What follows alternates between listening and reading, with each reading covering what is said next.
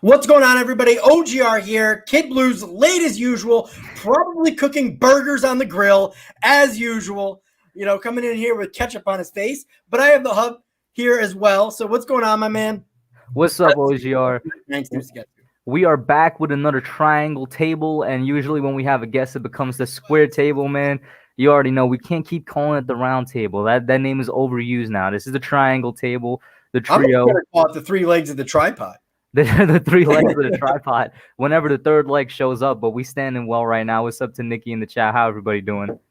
What's going on? So as more people gather in here, so obviously I'll start off with Baker and hopefully KidBlue will pop in here soon. So obviously we heard the charges with DeAndre Baker. I've got to listen to your take on it. I never made a video on it at all, but let's get your take for the people who did not see your video. I actually did not make a video on it because, I mean, like, shout out to Nikki again, bro. She always sends the virtual hug emoji. I just love it. But, yeah, I didn't even get to make a video on it because I was so busy. And by the time I got home from work, because I finally got, like, my job back, so to speak, by the time I got home from working, I was like, I'm so tired. I don't even want to make a video on it. Like, I'm pretty sure everybody already beat the dead horse as much as they can. I've beaten the dead horse on the DeAndre Baker situation in general, probably more than anybody else because I was one of his staunch defenders. And, like, I was done with Baker back when the bribery thing came out. You know what I'm saying? People were having fun with me on that short video I put out when I first found out about a bribery because I looked so defeated. I mean, I already kind of conceded the fact that he might not be on the team. Like, honestly, at this point, I'm just like, get it over with. So my reaction to seeing the 4 felonies, I wasn't surprised because before the bribery, I was saying if he is convicted, I thought it was just going to be like 3. It came out to be 4. Mandatory 10 years if convicted, which is what it's looking like. I'm not surprised. I just want to get it over with because I've been done with the situation mentally for a while now. Yeah, I've been done with it too, and I don't think he's ever going to be a Giant again. I get it, innocent until proven guilty, but the matter of just dragging the Giants through what he's dragged through, obviously, even if he's not criminally convicted, he's convicted of being just plain stupid. Yeah. Getting yourself involved in this situation somehow, some way. You got to be smarter. And then between what we heard last year about him falling asleep in meetings, it just doesn't seem like he has his head on correct. And maybe this is, a wake-up call that he needs. And it's a wake-up call that he should have with another team because I don't want him here no more. What's going on, Dylan Renner? Obviously, yes, Nikki beat you out. Kevin Cronin, what's going on? Butchered Block and Patriots Talk. Just all excited because he just got his big Celtics win. I don't know if you got to see that, but the Celtics beat the Orlando in overtime, 122-119. Very good game. I just realized Nikki called KidBlue BBS, which is what I'm going to call him for a good amount of this stream. For those of you that don't know, KidBlue's new name is BBS. If you want to find out where it came from, one of my more recent streams, KidBlue's father himself said something very funny and controversial, and the nickname BBS was born. OGR, just go ahead and call him BBS whenever he gets in here, just to rib on him a little because he's a little late. Captain Little Late BBS. There we go. Yeah. What up, Nerdin' Out Sports? Another good guy right there as well. So, so we talked about DeAndre Baker. Hopefully, KidBlue again pops in here soon. Obviously, I get a new computer and still got computer trouble. We're all just playing, guys. Like we all know, we all Gucci with KidBlue, man. Yeah, we are Gucci with KidBlue. Hey, I bought his ticket to Giant Stadium last year, so I get to. There you go. So. Ross Cockrell, we signed him. I did a video on it. I noticed you also did a video on Ross Cockrell and the other 2 guys we signed as well. So go into a little bit more depth because I really am not – I know Cody White from Michigan State. I'm not familiar with the other guy we signed. So go into a little bit of depth with that. So with you're talking about Jackson Dennis or just overall? Just overall, all 3. So overall, on the Ross Cockrell thing, I'm very happy with the signing. And shout out to Afghanistan in the chat as well, another great supporter of everybody's channel. What's up, man? How you doing? So I'm really happy with the Ross Cockrell signing. In my opinion, when you look at it, the situation that the Giants are in, they were kind of driven into a corner with their corner situation, funnily enough, pun intended. And they made a really good cost-effective deal for somebody that's more proven than anybody else on the roster in the cornerback room, not named James Bradberry. And also for somebody that both has experience with the Giants organization, and it's good experience too. When he was there in 2017, that 2017 was absolutely horrendous. But Ross Cockrell, he was a mediocre, okay, average guy at cornerback. And then he also has experience playing with James Bradbury in Carolina's backfield as well, just last year. So don't be surprised. And shout out to Big Blue Jabroni in the chat. I was on his channel earlier, and he's actually the one that pitched this idea to me. The guy that may have very well got Ross Cockrell on the Giants is James Bradbury, because they played together last year in Carolina as the number 1 and number 2 outside corners. So don't be surprised if that's the thing. And if James Bradbury did actually do that, as a locker room guy, Cockrell is going to be good. He's going to be, good mentor to possibly Corey Ballantyne and whatnot. And let's be honest, he is that number 2 corner because his only main competition is Corey Ballantyne and Chris Williamson, the 7th round pick we had in this year's draft. Maybe Darnay Holmes, but I fully expect them to keep him in the slot for that competition. But Cockrell as the number 2, I'm happy with it. His past 2 seasons really good. He had like around 50 total tackles, 60 total tackles actually last year in terms of interceptions, 2 and then 3 respectively in the last 2 seasons that he played. He's a good average cornerback, which an average cornerback at number 2 or, right around that area, I'm completely happy with. In fact, that's better than what I expected to roll into the season with. So what's going on? Shout out to Big Blue Jabroni. Obviously, you talked about that already. Brandon Rogers and Gridiron Blitz, a very good Detroit Lions fan. Very good dude. Nerding on Sports actually says something that I think is indicative of some Giants fans. He said, I like the signing a lot. He wanted him back in 2018. Before he signed with Carolina. Of course, we know who we replaced him with in 2018, the terrible duo from Tennessee, that names I just committed myself to forgetting. BBS is finally here. Yep. Yeah. What up? Yes. What's going on, buddy? What's going on, guys? What's going on? Yeah. So we've already covered DeAndre Baker. We wanted to get through that dead horse. So why don't you get into Ross Cockrell here and the other signings that we had as well? That's what we were trying on. So I was just wrapping up. I'm like, I love the signing. It's somebody better than what I expected to roll into the season with as of right now. Agreed. Oh, is it my turn? Yes, sir. As far as Ross Cockrell goes, man, I'm extremely excited. When I saw the news on Twitter, I was just scrolling through Twitter casually, and I seen Art Stapleton post about Ross Cockrell and that he was being planned to be signed, and I completely forgot about Ross Cockrell. In my honest opinion, I forgot about Ross Cockrell, that he was on the free agent market. And so he's a perfect choice to bring in for the Giants. It's going to be a team-friendly contract, probably no more than 1 year, 2 years at max, right? He's going to be cheap, and he's played with the Giants before. He's a relatively decent starter. If you look, I know I made the mistake in my video that he was relatively healthy. He did miss 2018 due to a broken leg, but every single other year besides that, he's been relatively healthy. Look at what he did in 2019 off of that broken leg, and I mean, he did basically back up to what he did in 2017. I mean, the injury didn't seem to affect him. Yeah, and on top of that, I mean, you look at all the games he's played in, he started the majority of them. I mean, people think of Ross Cockrell and probably don't think that he's a starter, but if you look at the stats, I mean, he's been starting. He's been starting ever since he's been in the league.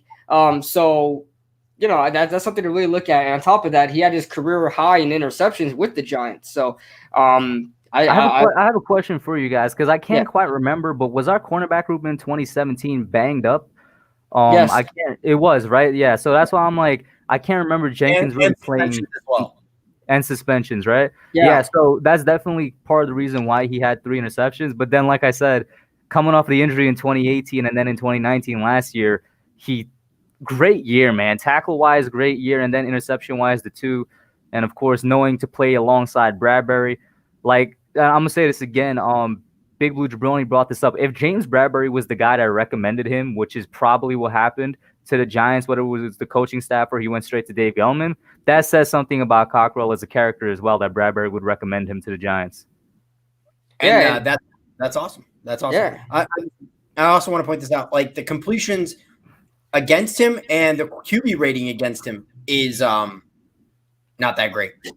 I mean, like he's done a good job is what I'm saying. Like, a 68 QB rating against is not exactly, fire.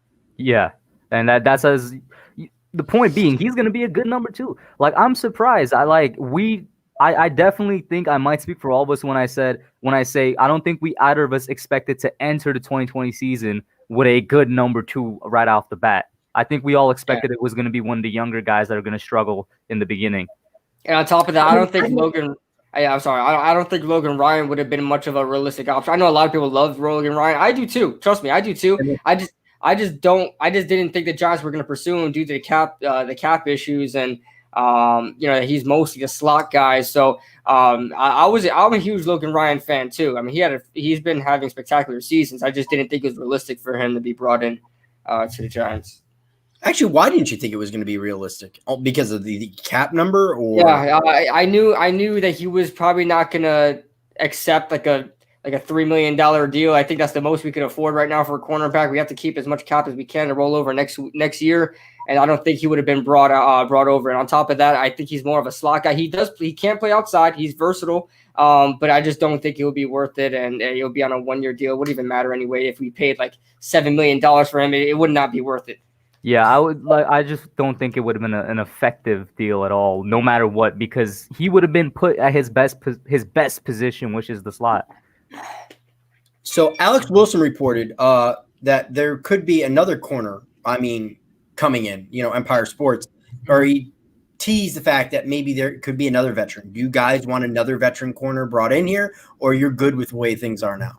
I mean, if it's going to be a cheap, we don't know the contract details of Ross Cockrell yet, but I'm going to assume it's around the vet minimum, or it's going to be something really cheap. If it's that, go ahead. I mean, I don't mind bringing in another veteran on a cheap deal, just to fill out that cornerback depth at outside. I really do think we're fine at slot corner. At this point, it would be just filling out the depth that we lost with Sam Beal out and D. Baker out.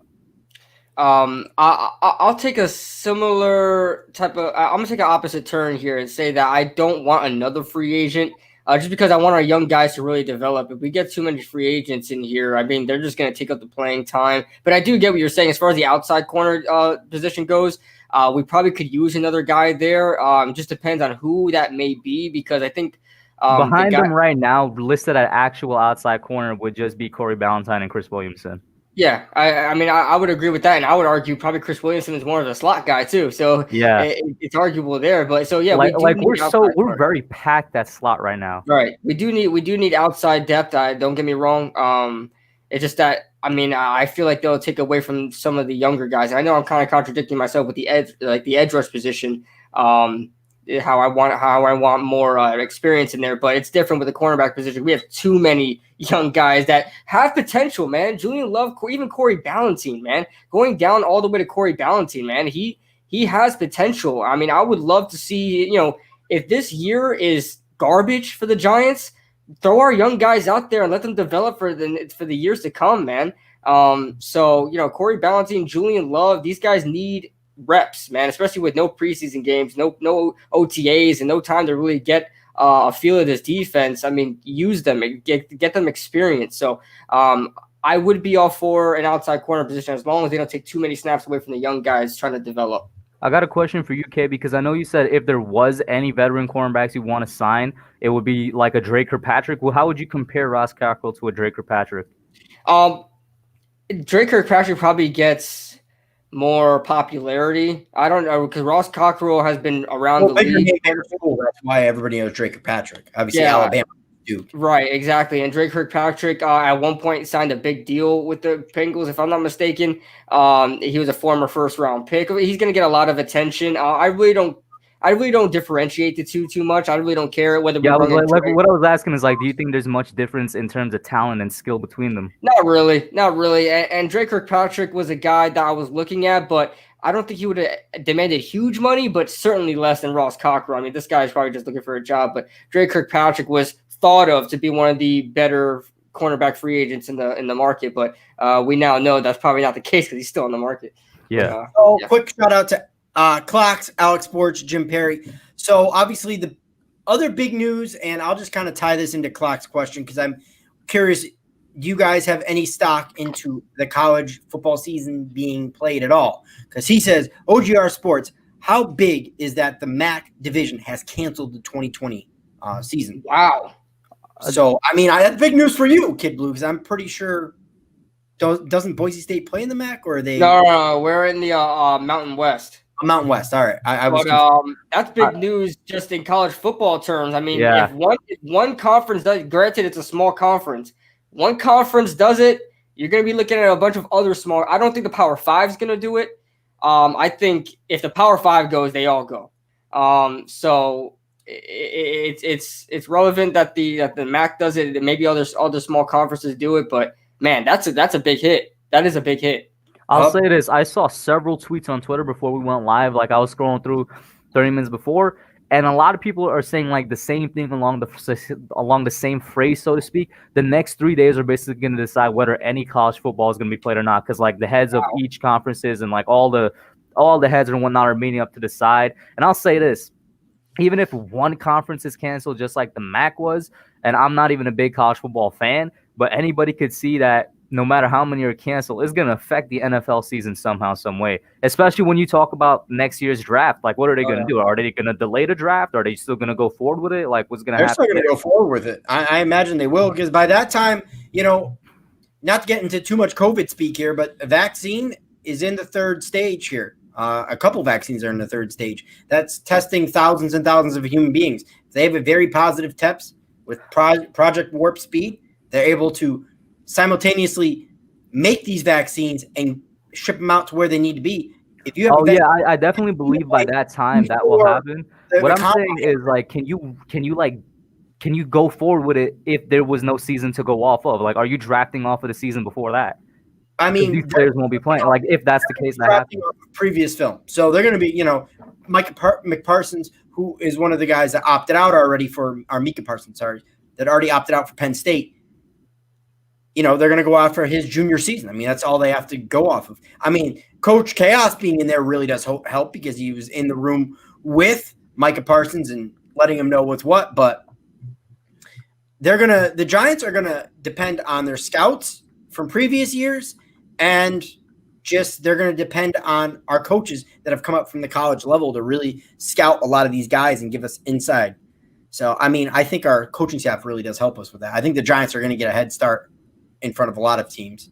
If college football is canceled, like if one Power 5 school decides that they don't want to do it, then the rest do it, and this draft next year is going to be absolutely terrible. I mean, think about all the prospects There's going to be so many busts, bro. Yeah, think about all the prospects from a year before they got drafted to the year they get drafted. Sometimes it's a huge difference. I remember back in I don't know when Christian Hackenberg got drafted. Was that 2016? He got drafted, Christian Hackenberg. I remember back in like year before Darnold, so it would be 2016. Yeah, 2016. I remember 2015. After that draft, they were like, "Oh, Christian Hackenberg's the next big quarterback name in the draft." I never understood that. Yeah, and he had a great freshman year at Penn State, and that was it. Yeah, and that's going to tell. I mean, that's exactly an example of how it's going to be like next year in the draft if college football does not, winds up canceling. You're going to see a lot of guys that were good 2 years ago, but are going to suck, especially with no experience, for a whole year. This we're going to get a lot of busts next year. I'll tell you that much. And probably a lot of 5th round gems. Sports Expert 101, what's going on, my friend? In terms of I know you said it earlier. Oh, my bad, OGR. I mean, if the chat has questions, obviously they can answer or ask it. But I was gonna say, in terms of earlier, you were talking about the other players the Giants also signed. Jackson Dennis, the offensive tackle, who I couldn't find any information on when I did my video, and even now when I look him up, I just did. Like, there's still literally nothing on this dude. The offensive tackle we signed out of Holy Cross. Now, 100%, the dude is just like going to be there for depth, for a little bit of competition, and because obviously we need the offensive tackle depth. That confuses me. What? It confuses me how we got another tackle in here, and it's not like we have a lot of tackles as it is. I mean, these guys, there's going to be some good talent being cut. Maybe Nate Solder doesn't, or not Nate Solder, Nick Gates maybe he's not going to be at tackle. Maybe they're really going to let him go at center. Who knows? Yeah, I don't know, man, but it just seems weird because we have so much tackle depth. I mean, probably the worst guy right now that we have besides the Jackson Dennis guy is like Eric Smith, who has experience with the Jets. So that's the thing, though. It's like I have no problem with the signing because he's an undrafted free agent, which means he's on like the cheapest contract ever. And Oh no, for in my sure. opinion, we need all the depth we can get because they're gonna need the. I think he's just brought in to be a camp body, if I'm honest, and we're gonna need to see which depth is quality depth. For sure, and that's fine. It's just that, I mean, there's not much. You got like a couple of padded practices to really tell how these guys, and you can't really tell on an offensive line's play unless you have padded practices. I mean, you really can't tell about these trench players unless they have their padded practices. And no preseason games. It's going to be hard to evaluate talent. I mean, sure, you're going to probably bring them in, but you're probably just going to wind up cutting them anyway. But yeah.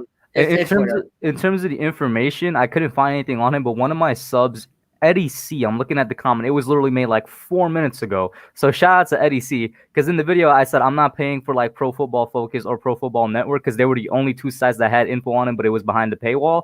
He just commented it for me. So this is what he said. Career snapshot, 2-year starter at tackle. The positives, large blocker with upside, possesses excellent length, keeps his head on a swivel and displays good recognition. Bend the knees. Isn't that something that Tana used to say? Makes terrific use of angles and body positioning and seals defenders from action. Negatives, displays limited footwork and cannot slide off the edge. Didn't you say that with Nick Gates, KB? Not light on his feet and ineffective in motion. Yeah, so that's what he gave me, which is more than anything I could find online that wasn't behind a paywall. All right. Okay. So here's an interesting question because obviously we're into depth, we're into offensive line, we're talking about the cornerbacks numerously. Raymond Maniff wants to know: are we a top 15 secondary? Nope. Hell no. I don't think we start off the season, but hey, I like how we all were just like, yeah, no, that's a no-brainer, bro. That's a no. That is a no-brainer, but we gotta be realistic here, guys. That's a hell no. Hey, could we be a top 15 in like a 5-game stretch at the end of the year? Nope. Possibly. I'm still saying no. I'm sorry.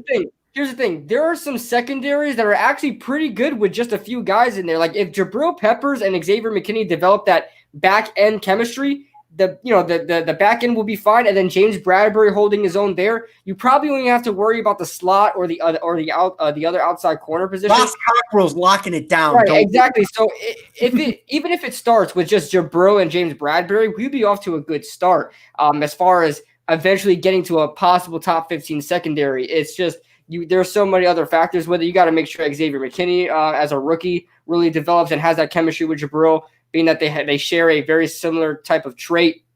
And James Bradbury, let's see how he adjusts to a new team. It's his second team in the NFL and a new system for him. So, and then bringing in Ross Cockrell, which is great. We're off to a good start. Ross Cockrell and James Bradbury had the same, they were opposite each other in Carolina, which says a lot of things. It says that Patrick Graham probably is going to use these guys similar to what they had in Carolina if he's going to bring in 2 starting corners from another team. I mean, it would only make sense that they're probably going to be used in the same way, which is probably meaning they're going to be somewhat successful and not have to learn a lot of new things. So from the corner position, happy about that. I'm just worried about the gelling altogether with the safeties and corners. But, yeah, I think eventually maybe get to top 15. But right now we're like top 25, okay? I'd agree with Raymond on, like, in some sense, he says in secondary scheme is more important than talent. In some sense, yeah, and this year definitely for the Giants. I think it's not going to be talent that would propel us to a top 15 by the end of the year. It's going to be how they perform in the scheme. Right. Yeah, absolutely. Do you guys see us playing more zone or more man? I think we're going to play a lot of man this year. Even before D. Baker went down, I think the general feeling was that we were going to play a lot more man. That's just what Graham does. And maybe we're probably going to see a lot of big nickel sets out there, like just a lot of cornerbacks. I don't know if that's going to happen now, but if they, like you said, there was a hint at signing another veteran cornerback, I think it's probably going to happen a lot of big nickel sets. Yeah, right. Yeah, as far as zone or man, I mean, I haven't really gone into Patrick Graham's defense. I haven't watched any Miami defense film at all because I'd probably vomit. But Miami had like the best safety duo at one point in the NFL, bro, or like the best safety and best cornerback. I keep forgetting which positions they are. And David Howard and Rashad Jones probably. And when Minka was there. Oh, Minka too. But I haven't watched any of that film though. But I would assume I'm with the Hub. I would assume man, just because I guess he's a heavy blitzer running that hybrid set. 4-3-3-4. I would assume that he runs a lot of man because that's pretty traditional when you run 4-3-3-4. Pretty interchangeable running man defense. All right. So, as a little bit of a troll comment, Prison Mike says thoughts on the Ravens possibly going 16-0. Oh my god. First of all, Prison Mike, you need to tell me, are you on iFunny? Because I see a Prison Mike account on iFunny as well. I'd be lurking on iFunny. But Colin Cowherd saying the Ravens going 16-0. Listen, Colin Cowherd is not a reliable source of information. This I think we all know this. But the Ravens going 16-0. Nah, I don't think any team is going 16-0 for a long time. Hell no team's going 16-0. Not even the Chiefs. Yeah. As far as the Ravens go, you guys know how I feel about Lamar Jackson. I feel like eventually, I mean, somebody's got to figure out these dual threat runners, okay? These dual threat quarterbacks, man. Sometimes it's not that hard to stop them. You just got to contain them and force them to throw. Like against Los Angeles his rookie year. I mean, that was a crazy game. But that's like a recipe on how to stop these quarterbacks, man. What Los Angeles did a couple of years ago. There's no way in hell Baltimore is going 16-0. Are they going to have another good season? Probably. I mean, they're definitely going to have. They're the second, third best team in the AFC right now at worst. I would say they have one of the.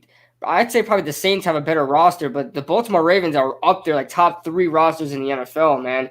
You look at Marlon Humphrey, Marcus Peters in there, Earl Thomas is still there. I mean, they've got monsters over there, man. And it seems like every time they replace their pass rush is still good. Oh my God, bro. Every time they lose a pass rusher, another one just steps up. Yeah. All right, so I just want to say a quick shout out to Meet the Mets, Gmen409. And 131. So, I just want to see if there's anybody. Okay, so I keep highlighting Raymond, but he's asking the more controversial question. Who is your early Super Bowl matchup and the winner? KidBlue? Early Super Bowl matchup and the winner. Wow. Yeah, I mean, it's so hard to say. This season is such an anomaly. You don't. It's so hard to predict these things. Really. Yeah. You go like Detroit Lions versus Cincinnati Bengals, and exactly like Joe Burrow could just like turn that team around and take advantage of all the teams that are having a terrible pandemic this season. I'm thinking about trolling here. Go ahead, you go. I'll think about it. I'm gonna go Raiders, and I really don't want to go Seattle. I'm going to go Raiders and Minnesota Vikings, and the Raiders take it at home. Let's go. Wow. I that's a troll pick. That's not what I necessarily believe, but I'm going to go troll. I'm just going to throw some interesting stuff out there. I honestly don't know who comes out the NFC. I still really think the AFC is probably Mahomes and the Chiefs are going to come out. They are very well, like, pretty much the same team as they were last year. Yeah. So like in terms of learning new things, they're not really learning anything new. So obviously the pandemic is going to affect them, but I don't think it's going to affect them that much. I think they're going to roll into the season and be fine. So out of the AFC, I would still take the Chiefs. The NFC though is I don't know who's coming out of the NFC, and I can't make a solid prediction. You say Packers, I'm coming through the screen. What'd you say? No, the Packers last year were like the weakest, like 12, 13 win team, whatever they were I've ever seen in my life. I fully do not think the Packers are coming out. But you got teams like Seattle that can make a good run. The Saints, if Drew Brees has another one in him, that they can make another good run just because of the power of their roster. You said Minnesota is a troll pick, but honestly, they might make a good run as well. I'm looking at maybe a surprise team like the Falcons. They might make a comeback and make a good run, but like the NFC is honestly up there. Hey, maybe even the 49ers is a rematch of last year, but the NFC, I really have no idea who's coming out the NFC.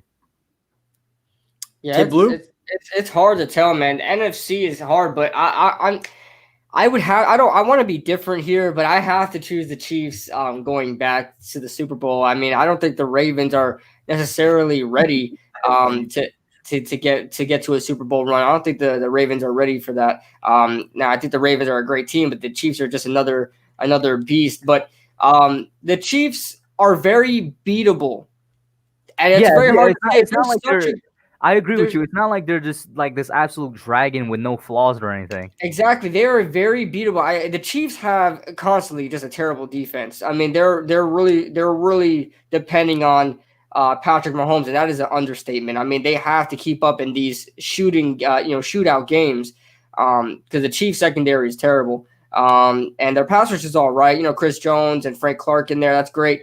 But they're very beatable. So any team could come up, and if they could, I mean, the Chiefs are beatable. I mean, we've seen it before. And it's funny that you bring up. And as far as the NFC goes, yeah. Yeah, I was just going to say, it's funny you bring up the shootout thing for the Chiefs. For the Ravens, that's their problem. Strong Opinion Sports, Zach Schaumler, obviously, I think we all know him as one of the best football analysts out there on awesome. YouTube. He was talking about his predictions for the Ravens in 2019, going over them, and he said they're going to struggle with high opposing offenses. They're going to struggle in shootouts. Looking at it on the surface, you would think he was wrong, but then he went into it, and the 3 games the Ravens lost last year were 3 games where their opponents scored more than 23 points. So if you can, the Ravens technically struggled with scoring last year in terms of going up against another offense that could keep up with them, because their blowout games came against a team like Miami and whatnot. So it came against weak teams. You think about it. What pieces do the Ravens have to keep up in a shootout? Their quarterback doesn't throw often and cannot be dependent to throw. In fact, that is his biggest weakness. That's what you want as an opposing team. That's what you want to happen. You want to force Lamar Jackson to throw. Who is he there to throw to? Who's his best receiver? Malcolm Brown's great. I think his best receiver is Hollywood. Hollywood, yeah. What is it? Yeah, Hollywood Brown. I forgot his real name. Yeah, Malcolm Brown. Whatever his name, Marquise Brown. Yeah. But he's great. He's a good receiver. But is he a top tier number 1 receiver to keep up like a Tyreek Hill? A lot of people compare him to Tyreek Hill. I don't think he is a Tyreek Hill. OGR, can you highlight G-Men's most recent comment for a second? Yo, shout out to G-Men, bro. He says, Giants versus Ravens, we get our revenge. You know what's funny? In my video, I have 2 questions I want to get. Giants win the Super Bowl. That's actually the Super Bowl matchup I had. And I was like, yo, we're getting our revenge, bro. This is how we win the Super Bowl. We go up against the Ravens and we beat them. I would love that. All right. So Kevin Parker wants to know who will emerge as the Giants' number 1 wide receiver. And then we'll just tie this in as well, get these 2 questions out of the way. Any chance we fight for the 7th seed? So our number 1 wide receiver, I'm a big believer in Darius Slayton. And as far as do we fight for the 7th seed, I say we compete for it. I say, maybe our hopes are dashed, maybe week 14 or week 15. But I think we're up to that point. I have us going 7-9, so I can't sit there and say, oh, we're going to be 7th seed with a 7-9 record. No. I mean, hey, you never know. But now more than ever, maybe 7-9 does get you in as a 7th seed. But yeah, I generally agree with you on that 7th seed thing. I also got us at 7-9. I mean, probably going to be in the thick of it until the last quarter of the season really comes up. And then in terms of number 1 wide receiver, yeah, Slayton's the guy, but that's more so because of scheme fit more than anything. I think people really do underestimate how good Golden Tate is. If we weren't in a scheme that heavily relies on a fast outside receiver that could get down the field, Golden Tate would probably be the number 1. But yeah, it's going to be D Slay for me. Yeah, I'm going to take Darius Slayton as well to emerge as number 1, just because I think the Giants are going to want, especially Jason Garrett, they're probably going to want to trend in Darius Slayton's direction just because he's the younger guy and they probably believe that he's probably the future for the Giants. So they're going to want to throw him in there as much as they can and try to get him experience. And Sterling Shepard can't stay healthy, so you really can rely on him. And Golden Tate's getting up there in age. It probably wouldn't be very beneficial to have an offense run through him. So I picked Darius Slayton as well. As far as us competing for the 7th seed, I've said this before. If we were in the AFC, I think we've had a shot. The NFC is just too competitive, man. There are too many teams that are going to come out at the NFC and really surprise guys. You look at the NFC South. I mean, the Buccaneers are coming back.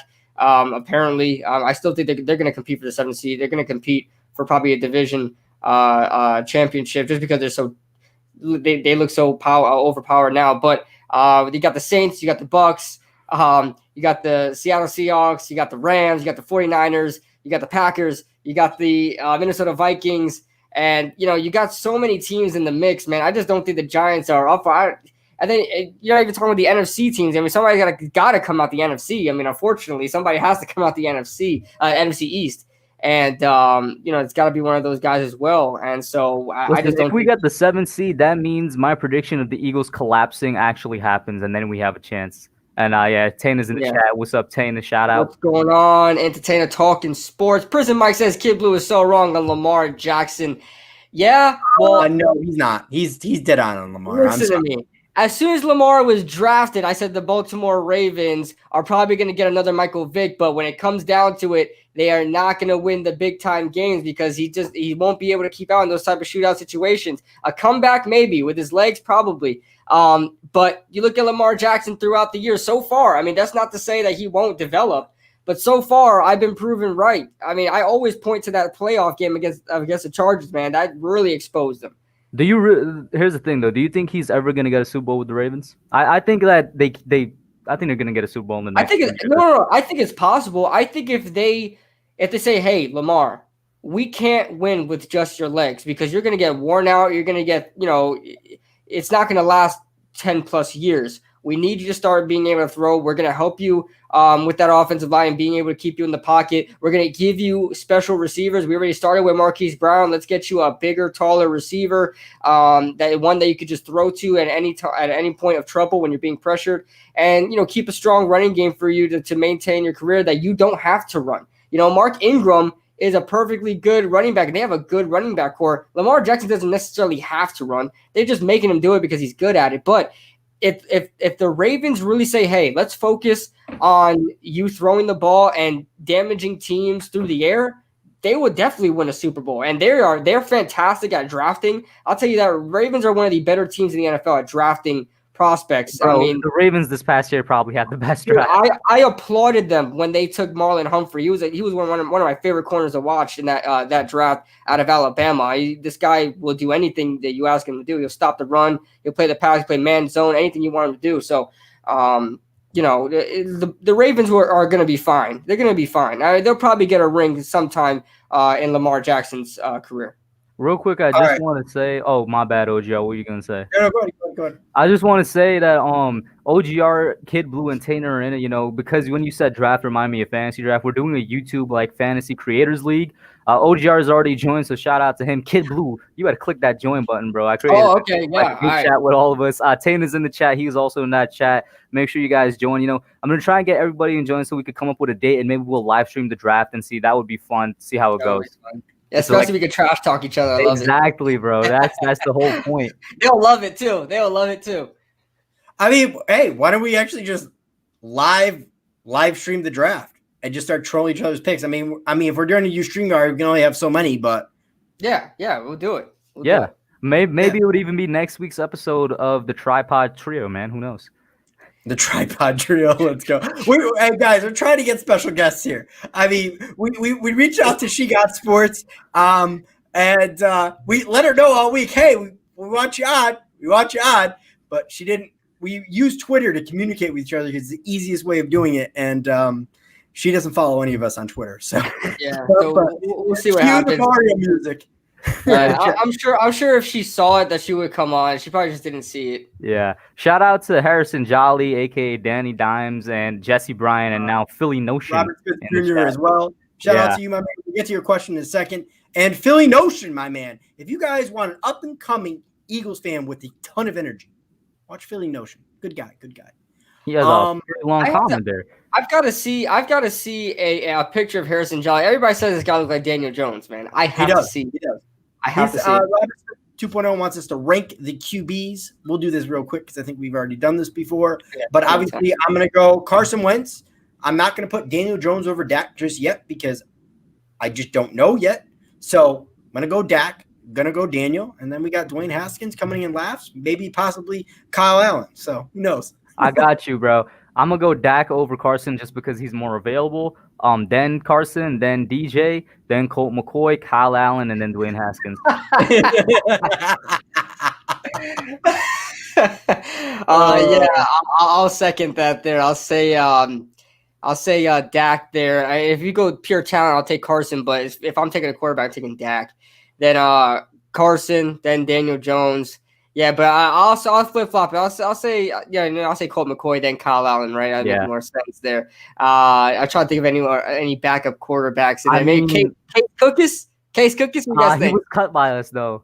Oh, he was okay. I'll throw Alex Tanney in there. All right, Alex Tanney. Alex Tanney. Yeah, that's a tough battle for the last spot between Alex Tanney and Dwayne Haskins. What about Cooper Rush? Cooper Rush, bro. Yeah, Dallas fans are always ranting about Cooper Rush. Let's say, listen. Even the punters, okay? The punters can play a little quarter. They got to learn a little quarterback too. So the punters, I'll take them. Then Dwayne Haskins. All right. Nikki has a pretty good one. She says Dolphins could be a sleeper in the weak AFC East. Do you think the AFC West is still weak, or is it now trending into being because let's be honest, the past 20 years the AFC East has been weak. I think it's gotten more difficult. That's what I'm saying. What do you think about it this year? Because even though the Patriots aren't with Tom Brady anymore, Nikki, I'm sorry to interrupt. She said Andy Dalton. We forgot Andy Dalton. Yeah, Dalton. Dalton is the backup QB for Dallas, bro. Yeah, is Dwayne Haskins like the 10th best quarterback in the NFC East? Bro, okay, let's go back over. Dak, Carson, Daniel Jones. Dalton is for sure right there. Or if not, some people might hate me for this. If not ahead of Daniel Jones, he'll be right behind him. Then Colt McCoy, Kyle Allen, and Dwayne Haskins, bro. I can't believe we forgot about Andy Dalton. God, holy moly! But man. But everyone else Hurts is better. Hurts is better than Jalen Hurts. I don't know. Jalen Hurts and Dwayne Haskins could battle for that last spot, man. Oh man, I don't know. But what were we talking about? I lost my AFC East. I got plenty of questions. Getting better. Oh yeah, as far as my Miami ain't competing, man. I'm sorry if there's any Miami fans, and if there is any, but in Miami game competing, it got more difficult. Yes, the Patriots lost 7 players due to the whole Corona thing. They're opting out.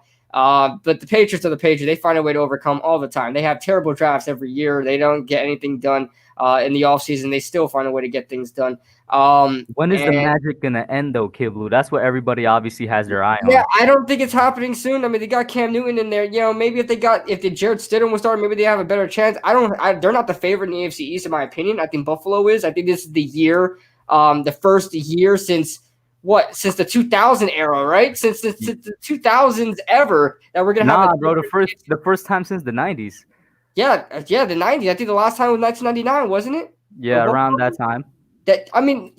20 years, dude. But Buffalo is gonna take that AFC East title, and now you have 2 teams in the AFC East really competing. So I think it's even harder for Miami. I think just the Patriots. Yeah, I think in response to Nikki, I think next year would probably be the year that the Dolphins start making some noise, because the Dolphins are very much in the same position that the Giants are, with brand new everything in terms of coaching and players, and this offseason is not gonna do them any favors at all. Man, I just think we just need to pray that Trevor Lawrence does not give me a second, guys. I'll be back. In New England.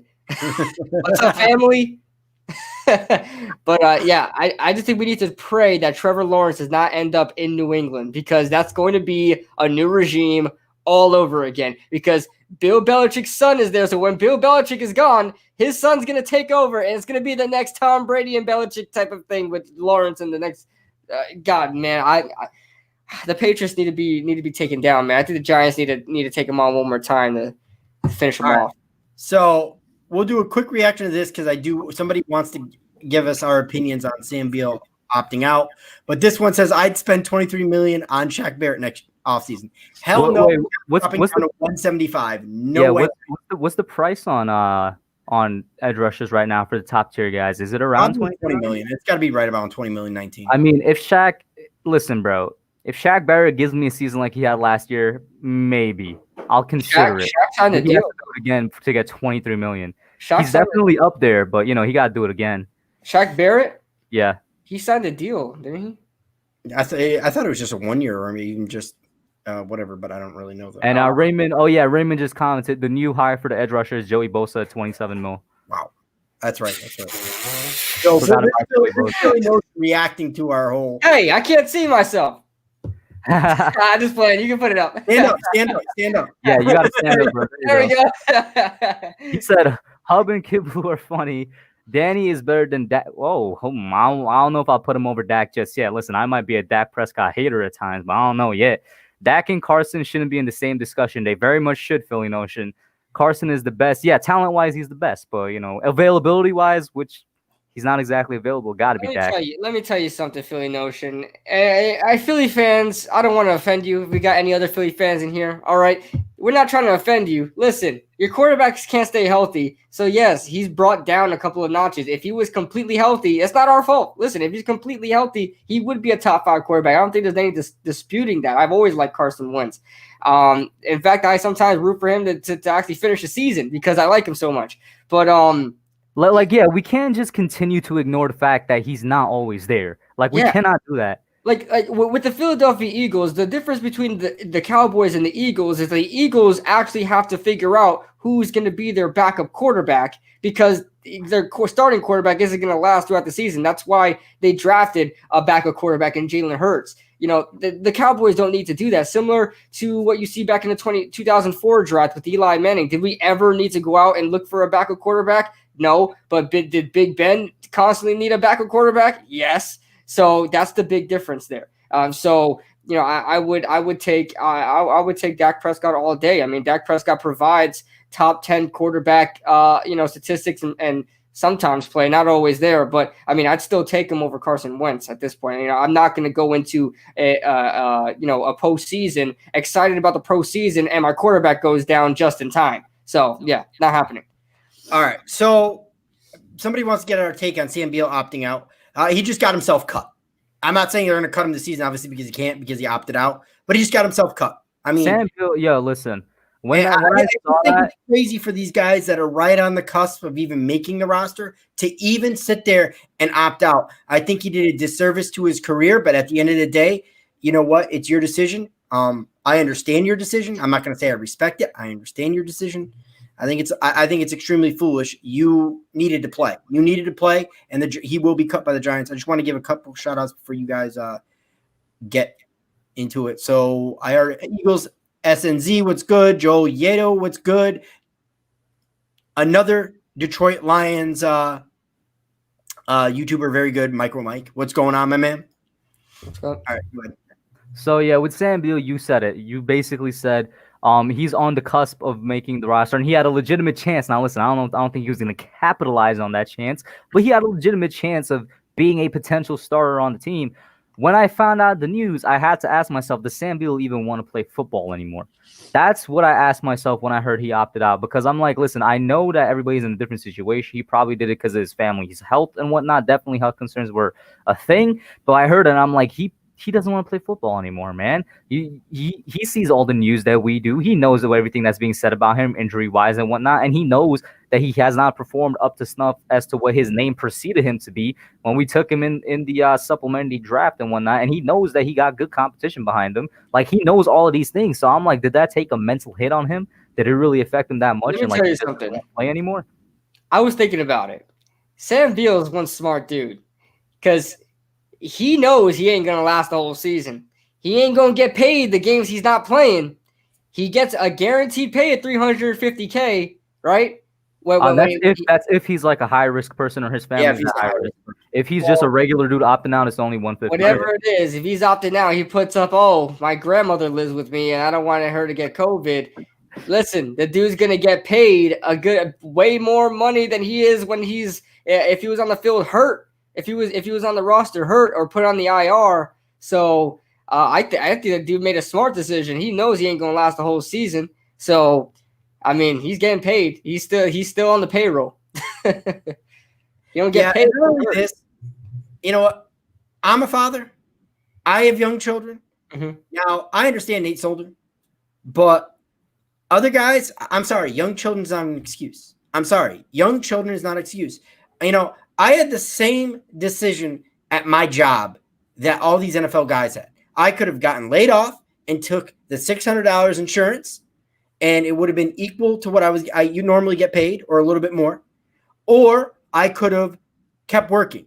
I kept working because I didn't know what the job market was going to be 7-8 months down the road when it really starts to hit construction, because jobs are going to start drying up here because people are nervous to start working, starting a new construction jobs with COVID still on the loose. So I said, you know what? The smart thing is to keep working. And to be totally honest with you guys, and I want nobody to feel bad for me, I'm getting laid off at the end of this week.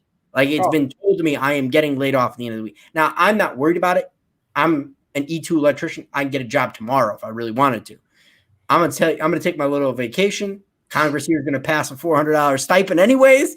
So I'm good for a little while. I don't care. I'll as long as you got a good OGR and you know you're good, bro, that's what matters. So, but at the end of the day, I'm sorry, little kids is not it's not an excuse for me. The risk level to them is very, very low, and most kids that have died of it have had pre-existing conditions, or they've had COVID and died of cancer that they already had, but they list them as a COVID death. Just want to point that out. Oh yeah, completely right. And Philly Notion says Carson only missed 8 games total. Yes, Philly Notion. Carson only missed 8 games total. But where were those 8 games when it really mattered? And he said nobody calls Drew Brees injury prone. Listen, Kyle Pizzle, hold on. Kyle Pizzle says it the best. Okay, the man wears another man's ring. All right, it is what it is, man. I'll tell you right now. If Carson Wentz was actually healthy, and for these past couple of years, Philadelphia would be in the running for Super Bowl titles for a couple of years now. And the fact they only came out with one really tells you something. And Carson didn't even win that ring. And yes, he was having an MVP type season. He helped lead them there, but Nick Foles is gonna be remembered in that 2017 season, not Carson Wentz. Sorry. I just want to say he said that Brees doesn't get the injury-prone title. Until he had that thumb injury last year, Brees has only missed 1 game due to injury in his 19-year NFL career. I just want to point that out. Until the thumb injury, I don't know. I don't know what he's saying there. Case here, Notion. I mean, why is it every time the postseason hits, Carson Wentz, something's hurting him? You know, we thought he was going to get through last year, right? But that Seattle game, he got knocked the hell out. You know, we thought he was going to get through that. Hold on. Was that his second career postseason game or first? Was that his first game in the postseason? Didn't he play against the Bears or no? No, he did not play against the Bears. That was Foles. That was Foles. No, that's his first game in the postseason. That was his first game in the postseason last year, and he got knocked out. He didn't even play a full game. Oh, believe me, we got enough energy for Dak. Philly Notion says he wants us to keep the same energy for Dak, bro. Listen, of course. When Dak fails, I'm probably gonna make like a mixtape or something, bro. We can get on Dak right now, man. Dak is listen. Dak is the football definition of a stat patter, bro. Last year he put up nearly 5,000 yards. Like half of those is padding stats in garbage time, man. Dak can get all the smoke, bro. It's just that he's healthier. That's the only reason he's above Carson. That's Mr. Dak and Dunk right there, man. Dak and Dunk. Exactly. Well, he stays overthrowing Zeke in the flats. One thing I will tell you, and Philly Notion, I think there's no disputing here. We all think collectively, talent-wise, Carson Wentz has it over Dak. And, it helps and to rag on Dak Prescott a little bit, if you put Dak Prescott behind that Philadelphia Eagles, with his weapons, the offensive line's all right, but with his weapons, Dak Prescott ain't doing squat. Okay? Dak Prescott. I'm not saying he's not doing squat, but I mean, is there a better tight end duo in the NFL besides Zach Ertz and Dallas Goedert? Like, everybody wants to make it think oh my God, how could Carson Wentz go for 4,000 yards and not have a wide receiver over 500? Easy, because you have Dallas Goedert and Zach Ertz. There's no better tight end duo in the league. That's why. Yeah. So yes, it's impressive to do that with 2 tight ends. It could be Tampa Bay last year. I mean, they had O.J. Howard and Cameron Brate, and they had another guy in there too. I can't remember his name there. But I would take Zach Ertz on Dallas Goedert on the Giants at the drop of a button, man. Just give me one of them. They're gonna stay healthier than Ingram. Yeah, but you think the thing is down there in Philadelphia, I mean, Dak Prescott relies on a running game to get things going, and Philadelphia constantly has running game issues. So I don't, Dak Prescott. Not anymore. Miles Sanders is a real deal, man. Huh? Not anymore. Miles Sanders is a real deal. Yeah, Miles Sanders is great, but he's no Zeke Elliott. Yeah, like Dak literally needs Zeke to be Zeke the Beast for him to get going. That's for sure. Yeah. I don't know how long do you guys want to go tonight? I can't really go more than an hour and a half. be totally honest Then we'll go for that hour and a half. Then we'll give that. All right, that sounds good. So yes, MYG. I'm not necessarily mad about Sam Beal. Here's the narrative that I was thinking about doing a video on, but I chose not to. So a lot of these NFL players that are opting out, they're not going to have a job next year because of the cut in salary. We know the salary cap's going down. The NFL has confirmed it. It's going to be at $175 million. We know it's going down. So for these players to opt out and don't have a legit cause to opt out and that are barely roster eligible anyways, what are you doing? Like, I understand your concern, but COVID's not going to kill you. If you have family health issues, I get it. Like Nate Solder, I get it. If somebody's a high risk themselves, I get it.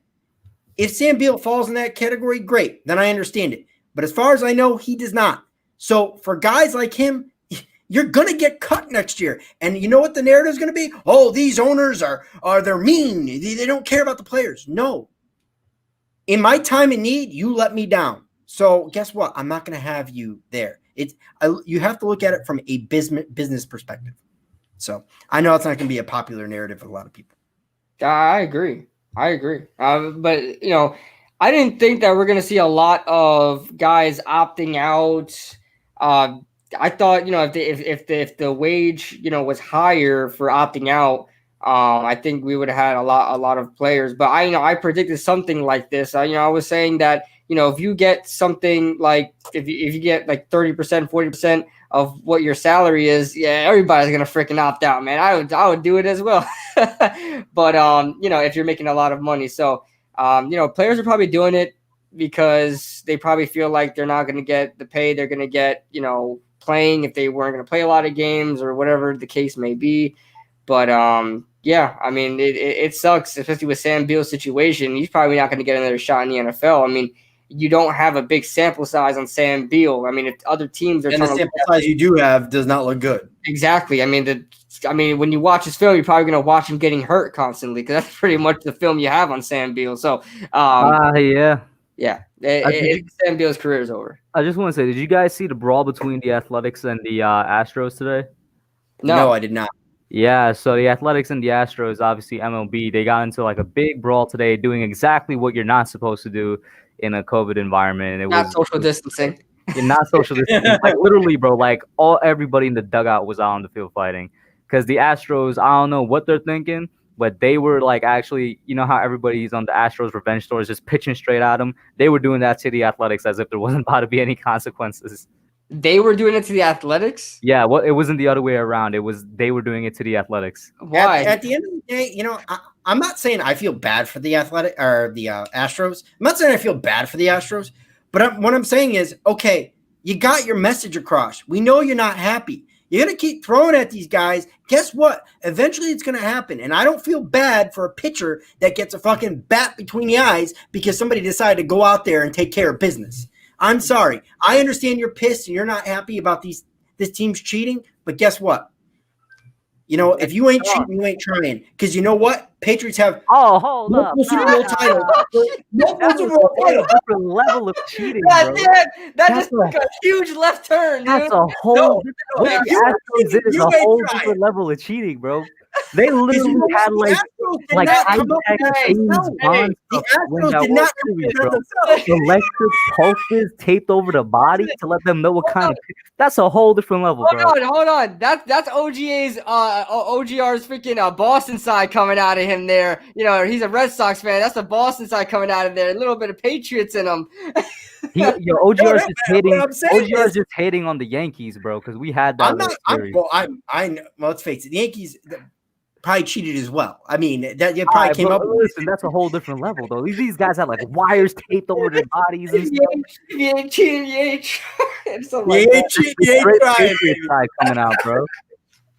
Hey, the Patriots were spying on the Bengals, and they finally got caught, and they got a slap on the wrist.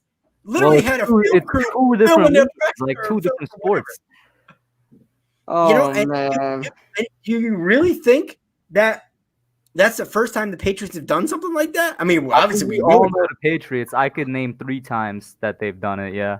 And I'm guarantee sure it's more. yeah. It's just the 3 times they got caught. Exactly. So they probably But to everybody's say that looking, pretty like the Astros, that's literally like in another realm of its own what they did in I terms of really don't. That's like taping somebody's practices and then getting to know the playbook. It's not really though, because that's during the game and they're like sending the signals and like what's his name? That little short midget that I hate now with all my heart. Altuve. Yeah, Jose he ran Altuve. back into the locker room so he could change his shirt, rip it off, and then come back out. Like, come on, man. That's like I like taping games and whatnot. That I can get behind with the saying, if you're not cheating, you're not trying, especially with baseball. I mean, that's in the game of baseball. But that whole thing, that's like something else. Let's go. Get all fired up in this chat. Anyways, A's players went sprinting toward the Astros dugout. Questions: are we going to have fans in the stands this year? I'm wondering. No, we are not. That one, I don't think it needs everybody's comment. I think are we still the only team not in the Jets? Are we still the only teams that have confirmed it? Yeah. I think we're still the only teams that have Golly, man. Like, I think the Giants were like trying to start a movement here, and everybody's like, yeah, we're not. It's gonna happen eventually. Like, I think the NFL is just gonna mandate it eventually. Yeah, but if you see, like, if you look at it's to shift the conversation a little bit, if you look at all the COVID cases, they're starting to slow down. Yes, there's probably gonna be another spike around winter time, but when the NFL season starts, you might get a vaccine by then. Exactly, but that's what I'm saying. The cases are starting, especially down here in Florida. It was really bad down here. It's starting to be stagnant, and if not going down. Same thing with New York. New York was terrible. They're going down as well. New York is like one of the. They went from being one of the worst to now one of the best. It's like but you know why? Connecticut number 1. Calm down. We're number 1. Okay. I didn't say we were number 1. Is really he's capping out here, bro. I didn't say we were number 1. I said we were one of the best. Less than. But you know why New York is one of the best? Because it burns right through your state. I mean, yeah, that's literally why. It burned through all of you guys, so there was nobody left. You probably have herd immunity. We don't even know it.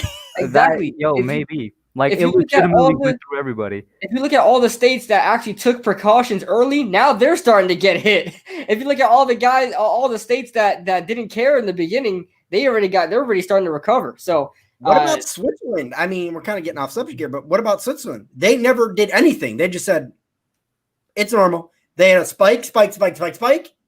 Whoop. Yeah, right down. Herd immunity, man. Switzerland is literally another realm in terms of healthcare, education. Like, goddamn, everything in Switzerland is near perfect. Yeah. So, I mean, listen. At one point or another, it's like the flu, man. At one point or another, you're gonna have to take it. I know, it's very insensitive, but people I am not taking the vaccine. I'm telling you that right now. I'm not taking no vaccine. I'll guarantee you. Listen, I'm a mailman, okay? I got stuff coming from China all the time. Around December, I was dead sick. I felt dead, okay?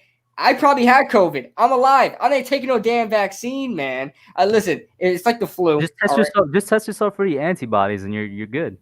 Yeah, you do. A lot of people should be getting the antibody test because I have a whole theory. I've said it multiple times on my channel.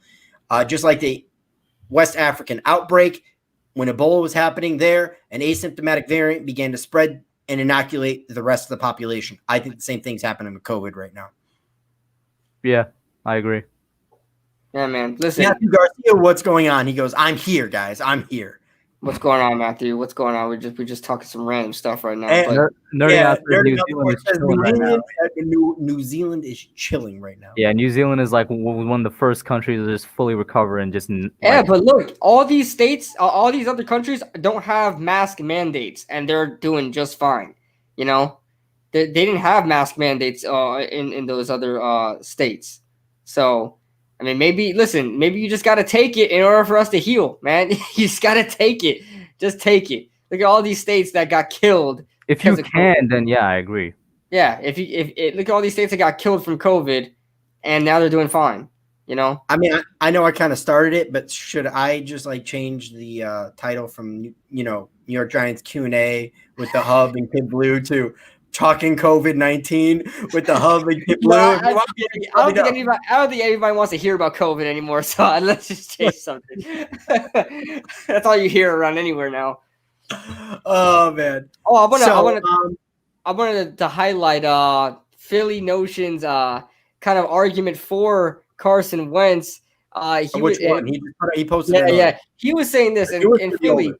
Yeah, I have it right here. The where it says, and yes, Carson will be remembered.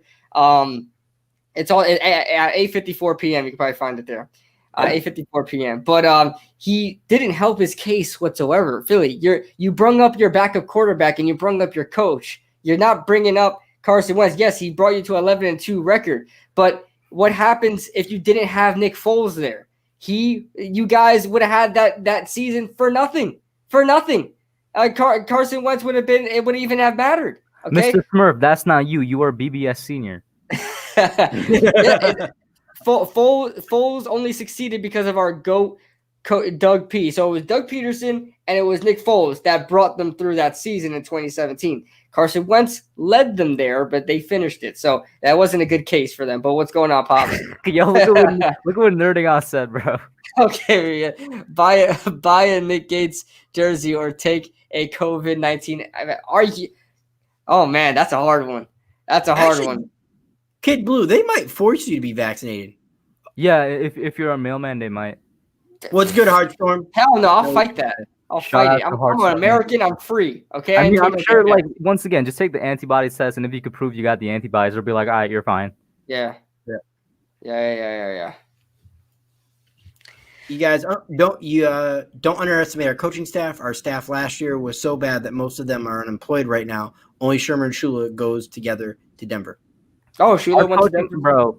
Our coaching staff was so bad. I was talking with Big Blue Draboni earlier on his channel about just how terrible the coaching staff was, and that alone gives me, hope that we're gonna be better than we were last year. Not necessarily in the win-loss column, but in the product you're gonna see on the field, especially on the defensive side of the ball. And PTA Sports, another great Giants YouTuber, he brought this up to me. He's like, the defense is going to be better than a lot of people expect because the defensive coaching staff last year was arguably the worst part of the coaching staff, even worse than what Shermer was doing on the offensive side. He brought up a lot of good points that there's a lot of good quality coaches over there on the defensive side now that could help carry this team to, a respectable defense. I'm not sure if we're going to be like any more better, like in the top 20 or anything, but we're definitely going to see a better product on the field.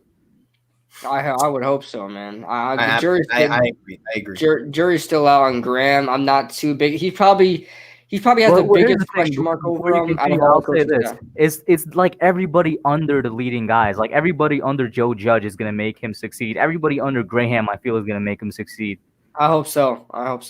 But as far as Betcher goes, Betcher sucked over here because he just couldn't get the guys on the right page. He couldn't. I don't know if he just wasn't able to translate that right. That's part of the reason why DeAndre Baker was probably falling asleep all the time. I mean, maybe he wasn't able to convey his scheme to the players. But back in Arizona, they always had a great defense in Arizona when he was there. Granted, they had a couple of great guys in there, like Tyrann Mathieu, Patrick Peterson, Marcus Golden was there, Calais Campbell. A lot of these guys were over there. Deion Buchanan at the time.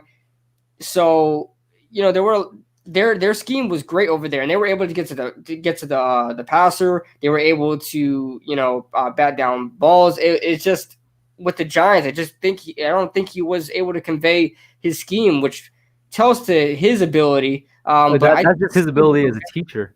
Yeah, as a teacher. I think his scheme was actually decent. I liked the scheme. Well, and speaking of teacher, that's exactly what Joe just said he wanted in the coaching staff. He wanted to bring in guys that were teachers. So we know, listen, and I said this when I went over his quotes, we know at the very least they're going to get the fundamentals down. They don't have time to get everything down, but I believe the team is going to get the fundamentals down in terms of scheme when the season begins, because for the simple fact that they targeted guys that can teach really well. Yeah. I seen Graham in the like interviews and stuff like that. He seemed like a very intelligent guy. So hopefully, and he seemed like a teacher type guy. He seems like a guy that has the ability to teach. So hopefully he's able to get it going with these guys, man. And hopefully it's a breath of fresh air for the defensive players too, coming from that James Betcher scheme. KidBlue, slightly off topic, but really not. What are you doing Friday night? What am I doing Friday night? Whipping up some good hamburgers. I wish. Probably nothing, man. Nothing. Would you like to be on the Big Blue courtroom at 7:30? For sure, man. For sure. Bam, there you go. You guys heard it here first. Yeah. And there we go. I was just thinking about it. Like, I haven't had KidBlue on, huh? All right. I'll bring Shout out to Heartstorm. He said watching us from work, and then that's the work, man. Work must be slow if you're watching, because if I'm not mistaken, Heartstorm's a bartender. So if I'm not mistaken. Oh, yeah, well, you probably don't have the greatest asset, the greatest performers on the floor right now because you're watching us. Yeah. So someone just asked me from Giants Opinion Sports, who's the best corner the Giants ever drafted in the first round? I don't know. Was Mukamura in the first round? Yeah, Mukamura's in the first round. Was Seahorn in the first round? I don't know. I'd probably go with Mukamura, but I don't know, man. I like the Mukamura, man. He was a Redskin killer, man. He killed the Redskins every year.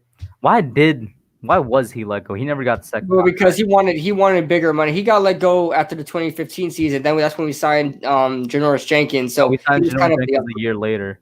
Yeah, he was kind signed of DRC in that offseason when he got let go, though. Huh? We signed DRC the offseason he was let go. Oh, so he didn't play in 2015. Nah. Okay.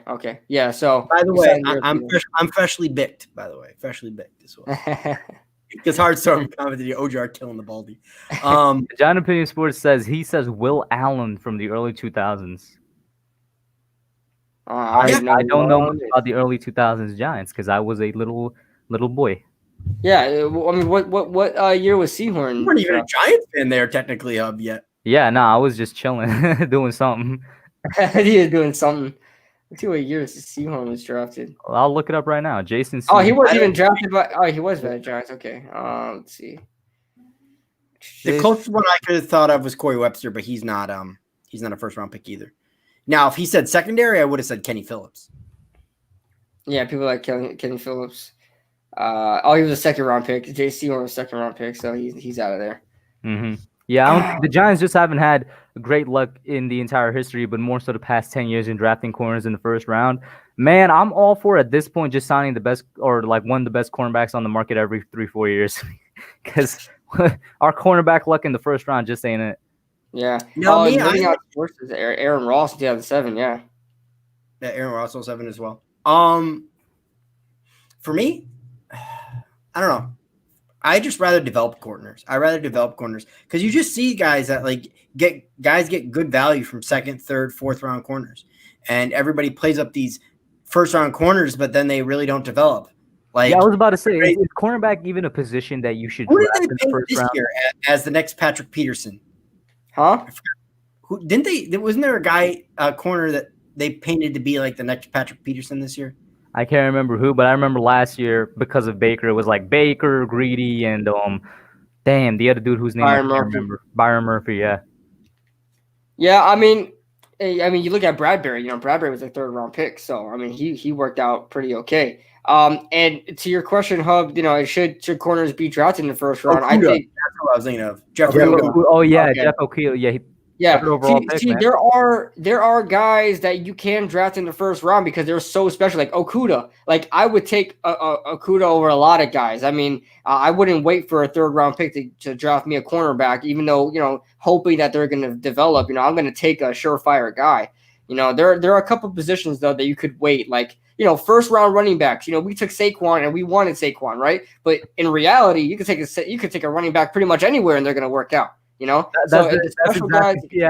exactly the next position I was going to bring up. I'm like, unless there's that really just generation defining player, cornerback and running back, and what else? Maybe a tight end or something, or position. Tight end. Yeah, tight end are you can find them anywhere.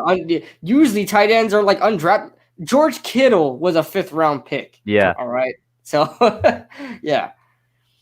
A lot of these guys weren't early round picks as far as tight ends go. All right, that's how important the late rounds of the draft are, man. That's how important they are.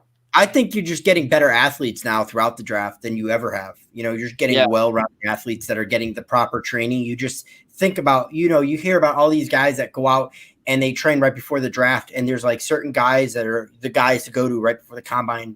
And you just get so many different things. Even Davis Webb working with Jim Zorn. Now, obviously, Davis Webb was nothing special, but at the time, we didn't know what Davis Webb was going to be. We were excited as Giants fans, and I say it to this day. I said it on my video on Friday. I think if Davis Webb starts against the Raiders, we're not bitching about Eli Manning getting benched. Yeah. As Yeah. No, I don't even because they think. did it for Geno Smith. Yeah, I don't think that's a hot take. I'm pretty sure everybody agrees with that. The only reason people got angry about the Raiders where Eli was sat was because it wasn't Davis Webb. If they were going to sit him, I think everybody would agree we wanted to see Davis Webb instead of Geno Smith. I think that's a general consensus. Yeah, I think everybody wanted to see Davis Webb too. So, everybody was fine with Eli being benched and seeing what we had with Davis Webb. As Giants fans at the time, we weren't used to that. So, yes, it was a sort of a kind of animosity towards it. But it's something that as Giants fans, we've seen other teams do all the time. They bench their longtime starters in replacement of a young guy they want to see develop at the tail end of the season. So, I mean, I was all for seeing Davis Webb. I was actually like all in on Davis Webb. Watching his film, I was like, man, this guy's a pretty good 3rd round pick. A lot of people saying he's like 2nd round talent, and that he could develop into something great. And then Lauletta came around. Then I really fell in love with Lauletta, and I'm like, oh, Bro, man, everybody fell in love with Lauletta, bro. I'll tell you right now, Yeah, Lauletta, the Patriots were interested in him, but Lauletta has some damn good film. He had some damn good film. Bro, at Richmond, he looked like the real deal. And I'll say this completely off topic, but we all know Eli, one of his famous nicknames is the Iron Man, bro. Lauletta had 2 good nicknames going for him, bro. The Web Slinger, because, Richmond with the Spiders, and another Spider one, the Spider Man. So it was like, we go from the Iron Man to the Spider Man, like just on that. It was all good. I don't know what the hell happened to Lauletta, man. He was worse than Davis Webb in those preseason. Lauletta seems so clueless out there, man. Yeah, and not to mention, Nerdy Out Sports says, I still understand why McAdoo didn't go with Webb. Because he wasn't bringing Webb along, just like the Redskins weren't bringing Haskins along. That's why. Because he didn't want to bring Davis Webb along, which I think is stupid. How are you not going to train even a 3rd-round draft pick and bring him along to try and be your second guy? Geno Smith ain't sticking around. That pisses me off when they don't take the time to bring on a young quarterback and train behind the proper way. That pisses me off. Yeah, and Ben McAdoo was an asshole. Right, you're trying to take the job. Ben McAdoo was such a character, man. Like, he was so petty. He was so passive aggressive. I mean, you remember the 2 kids in the stands that were always dressed up as McAdoo and Shula? Yeah, just always throwing guys under the bus, like throwing Eli under the bus, stuff like that. But he was great as an offensive coordinator that we had for us for 1 year. But man, he turned into a whole different guy. I mean, I don't know if it was because, in my first year, I took the team to the playoffs, to 11-5 record. I don't know if he just had that in him, that he just felt like he was the biggest, baddest. But Ben McAdoo had a chip on his shoulder, man. He really did. You know what, Philly Notion? I'm going to do a bet with you. I don't know what it is yet, but I'll tell you right now. I'll make a bet with you. Eagles are not sweeping the Giants this year, assuming there's a season. I'll make a bet with you right now. They're not. No, we're getting 1 win, bro. We're getting 1 win. Hey, did you guys hear the Eagles already beat up linebacking core? Their best linebacker, Jatavius Brown, retired. Yes, he did. Yes, bro, depth. His Philly Notion earlier in the stream, he said, because when I talked about how the Eagles, they're either going to collapse this year or next year, but most likely this year. He said the Cowboys have a better chance of collapsing. Listen, man. The depth on the Eagles' defense is non-existent. And KidBlue just said, just solidified it. Their linebacking core was already trash. You add on the terrible depth and then the offensive line struggles. Bro, the Eagles legitimately, how are they going to go through the season with no injuries and they have no depth, bro? It's not going to happen. Yeah, the Eagles roster, especially defensively, or no, not especially, probably the linebacking core, looks like the Cowboys' second stringers. I mean, that's what it looks like. Hoping the Giants get there, but look at what Heartstorm said, and then Nikki seconded it. That's it, man. I think y'all just like Lauletta because he was cute and had an NY name. Kyle Lauletta. I mean, I'm not gonna lie. Respect the law was a hashtag that I was willing to throw out there if he was to be the starter. Respect the law is a new sheriff in town, man. Oh, Joel has a great one for the bet. Loser has to shave their head. Well, there's nothing lost for OGR there, man. Definitely a lot to lose for KidBlue. He's always hiding his hair under that hat. Yeah, I need a haircut, man. I'm not showing my hair. OGR, didn't you put up a bet already with Philly 500 with Xavier McKinney? And I already won that one. He basically kind of weaseled his way out of it. Not really, but he basically said if the guys have to play in 12 games. like each have to play in 12 games. If one doesn't play, then the bet's null and void. What was the bet for the viewers that don't know? So Kavion Wallace will have a better season than Xavier McKinney. Dude, So I was like, okay, second string safety. What makes you think he's even going to get playing time? Exactly. He loved him some Kavion Wallace. It's crazy. Edward Justintino, what's going on? Mikey That's C. that's BBS Senior. That's the same dude. The same account. Hey, he's helping the viewership. All right. Well, that's good. I mean, bang that stuff up. Why not? We're up to 26 here.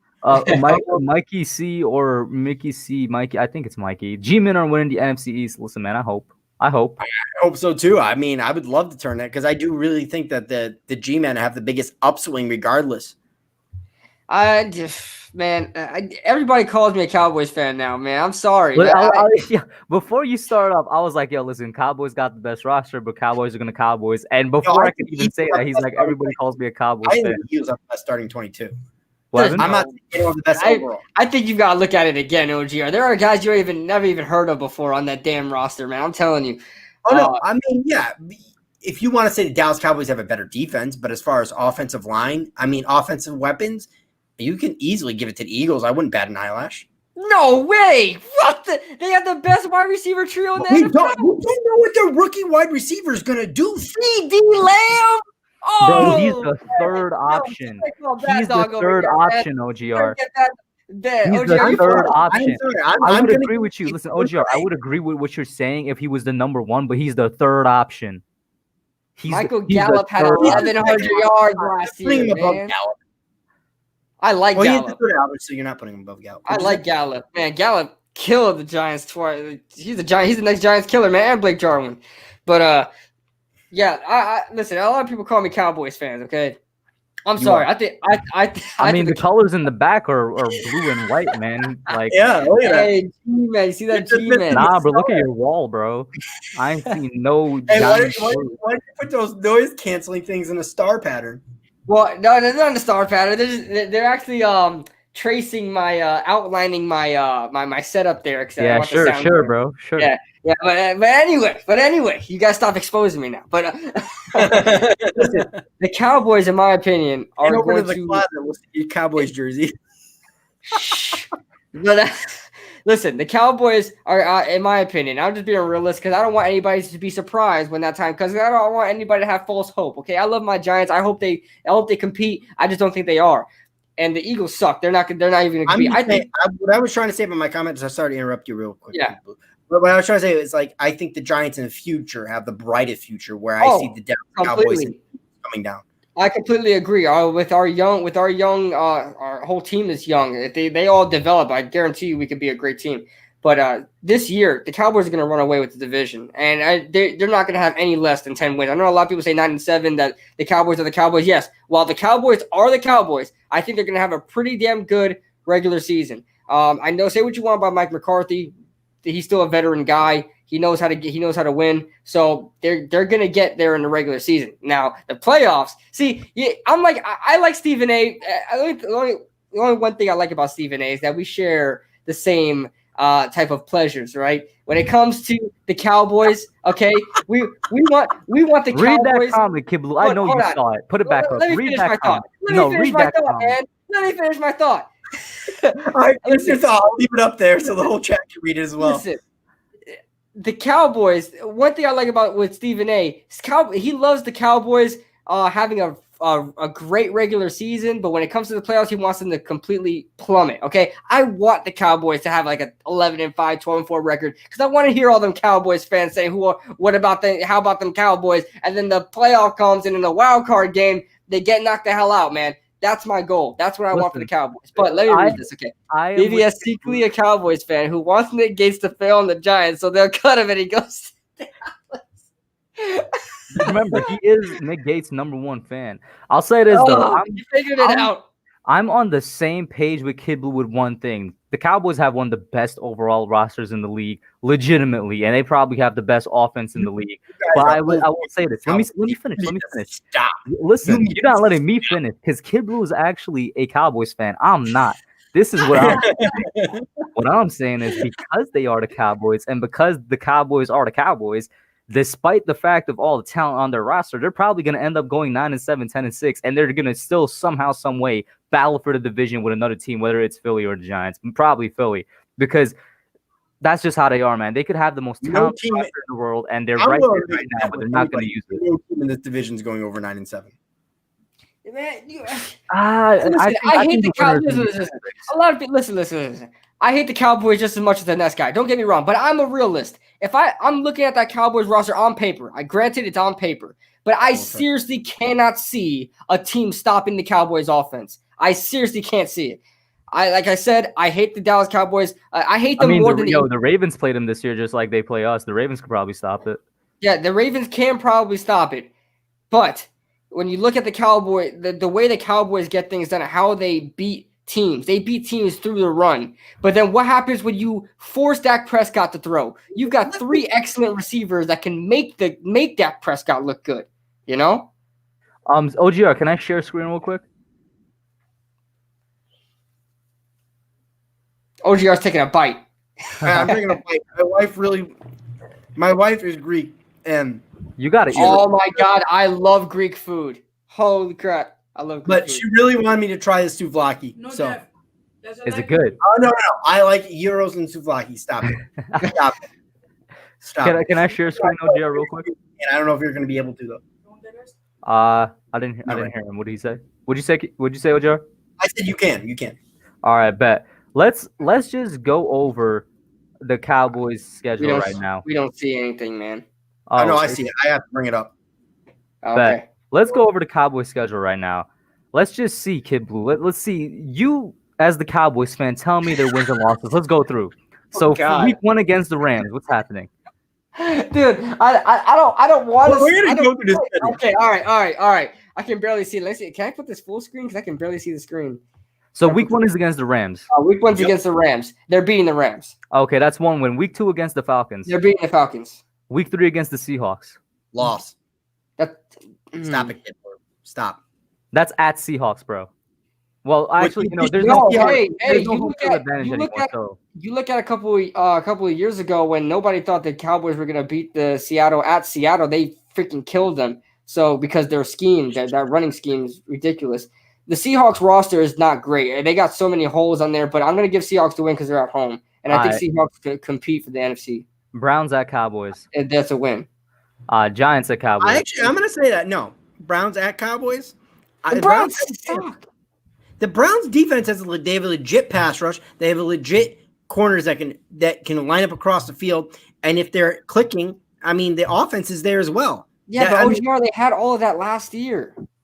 But I expect it to be better with the coach they brought in than the coach they had. I'm not saying the Browns. I don't think the Browns are going to go anywhere. I legitimately think that Kevin Stefanski is just another OC that might fail as a head coach. Yeah, I think. I don't know if he's going to be as bad as Kitchens was, but yeah. Josh McDaniels 2.0. For me, Cowboys right now are 2-2, but you can keep going. But for KidBlue, they're 3-1, right? Listen, I have a real strong feeling about the Giants at the Cowboys. I think with Jason Garrett there, Mark Colombo, I think we have a slight edge there. Do we take that win? Yeah, but I just can't put it there yet. I can't put it there. Okay, then. So that's a win for the Cowboys then. Yeah. So that's okay 4. Then. So that's 4. Cardinals at Cowboys. I think this could be that could be a trap game, man. I think the Cardinals are gonna be a good team next year, but just you know what? I'm gonna give Cardinals the win there. Okay, surprising. All right, so they're 4-2 for him, and then they're 3-3 with me. Okay. Cowboys against the Washington football team. Yeah. They're gonna beat the Washington football team. Cowboys at Eagles. I'm going to them splitting. So. Well, the Cowboys killed the Eagles. As much as I want to see the Eagles beat the Cowboys, it never happens. Did you watch last year's game? They spank them. What did the Eagles? They lost to the Eagles last year. Oh, okay, but it's usually the Cowboys beat the Eagles. They have the record on them right now. Not recently. Are you giving them that win? Is that prime time? No. Yeah, it is, and it's at Eagles. Okay, I'm gonna give the Eagles then. They're probably gonna black out that game. Steelers at Cowboys for me, and then KidBlue has 5-3. Yeah, 5. Steelers at Cowboys. I'm gonna give it to the Cowboys. Cowboys at Vikings. Man, I'll I like the Vikings, man. But I always say I love the Vikings. The Cowboys are not the same team on the road that they are at home. Yeah, easily see that being 5-5, and you have them 4. Yeah, but they're indoor. You know, it's not like they're going to be facing. I'm going to give it to the Vikings. With the Saints last year with the Cowboys. Yeah, they got their doors blown in. And then then it's Washington at Cowboys. That's a win for Cowboys. Yeah, that's sweet. Cowboys at the Ravens. They're losing. That's a loss. Okay. Cowboys at Bengals. That's a win. 49ers at Cowboys. Loss. That's a loss. Eagles at Cowboys. That's a win. And then Cowboys at Giants. That's a loss, baby. 8-8. I hope so. 8-8. Let me hear what KidBlue says. Loss. Did I just predict a 9-7 record? Yeah, if you have them losing at Giants, that's 9-7. Damn, yeah, I think the Giants are gonna take that one. So 9-7. There you go. Right. What did I just say? The Cowboys are gonna Cowboys, and they're probably gonna go 9-7. That's and you know what's crazy? If I didn't give that game to the Cardinals, it would have been 10-6. But I think the Cardinals are gonna be good next year, man. I really think so, man. Everybody's sleeping on the Cardinals, man. They're gonna be good next year. They're going to compete for a wild card. I don't think anybody's sleeping on the Cardinals. The Cardinals and along with a couple other teams are getting a lot of hype this offseason. They're probably one of my favorites to win that 7th seed. No joke. I think they might beat the Rams out on the division race. How much time do you have left, by the way? I gotta go, so we gotta end. All right, cool. All right, so thanks everybody for showing up. I appreciate KidBlue and the Hub coming on. Everybody for joining us. Hub, let you have a closing statement, and KidBlue, have your closing statement. Yeah, man. Shout out to everybody for tuning in. We had a really nice crowd. You know, we peaked at like 27-30. Thank you guys for tuning in. We do the show every week. It's gonna get more and more popular as you guys tune in. You know, thank you for everybody for liking. All of our links are down below, and that's about it. Yeah, and thank you guys for joining in the chat. Thank you, OGR, for having me. Excited to be on the courtroom on Friday. So that's gonna be fun. But yeah, you guys were awesome. The chat was awesome. Philly, it's all love, man. You know, we have a little trash talk here and there. Philly Motion seems like a fun guy. Yeah, he seems like a cool dude. So, you know, it was a blast. Thank you guys for having me on, and thank you for the chat for chiming in. You guys are awesome, man. And as for the 3 legs of the tripod, we're gone. Peace. Tripod.